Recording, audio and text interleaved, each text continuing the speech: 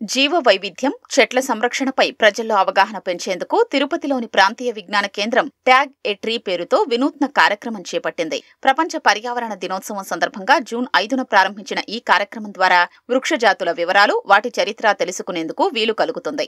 ప్రాంతీయ విజ్ఞాన కేంద్రంలో దాదాపు 1500 రకాలకు పైగా చెట్లున్నాయి.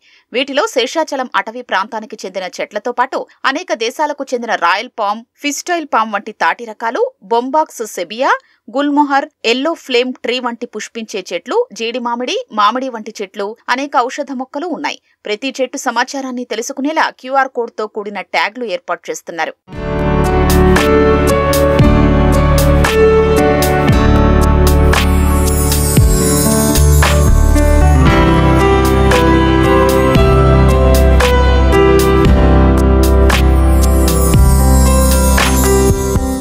సందర్శకులు తమ మొబైల్ ఫోన్లతో చెట్టు లేదా మొక్కపై ఉన్న కోడ్ను స్కాన్ చేస్తే దాని పేరు, జీవన నేపథ్యం, పువ్వులు, కాయలు, పండ్లు, వాటి ప్రయోజనాలు, ఛాయాచిత్రాలు వంటి ఇతర సమాచారాన్ని అందిస్తోంది. సందర్శకులు ఈ విధానం ద్వారా సరికొత్త అనుభూతిని సొంతం చేసుకుంటున్నారు.